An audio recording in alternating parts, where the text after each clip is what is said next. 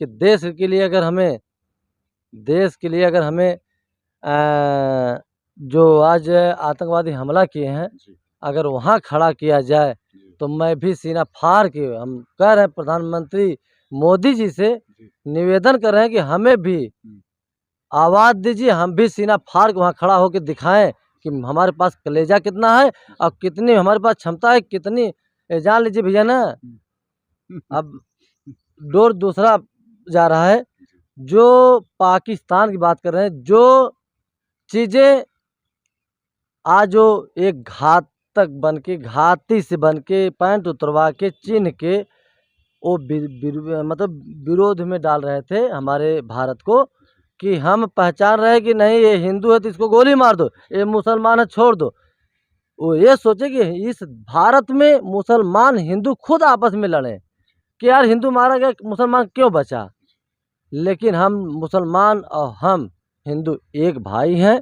हम तो कहेंगे कि पाकिस्तान एक भिखमंगा देश है। सही बता रहे हो, भिखमंगा देश है, भीख मांगने वाला देश है। अगर हमारा भारत चाह लेगा ना तो ऐसे मसा के पकड़ के और लेके ही भारत में पटक देगा।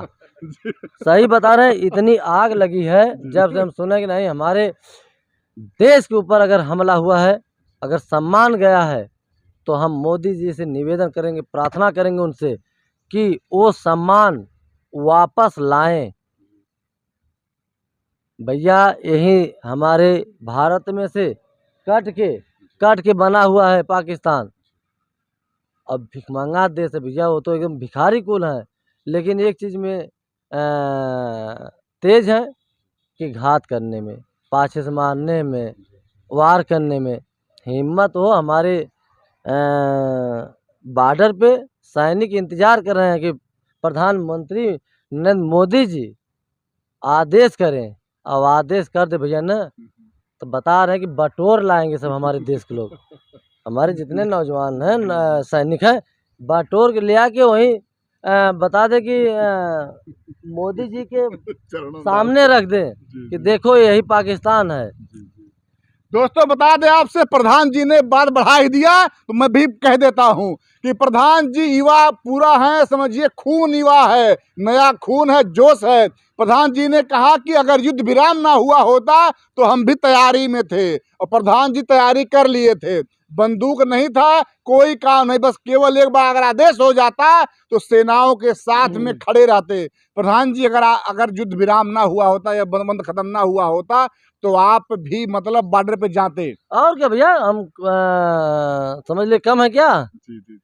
हमें भी देश के लिए अगर हमें खून बहाना होगा तो तनी से भी पाछे नहीं हटेंगे। बजरंग बली कसम खा रहा हूँ भैया कि अगर देश के लिए अगर हमें खून बहाना होगा तो मैं खून बहा सकता हूँ। हाँ, और देश के लिए पाछे कदम नहीं हटेगा, आगे ही बढ़े।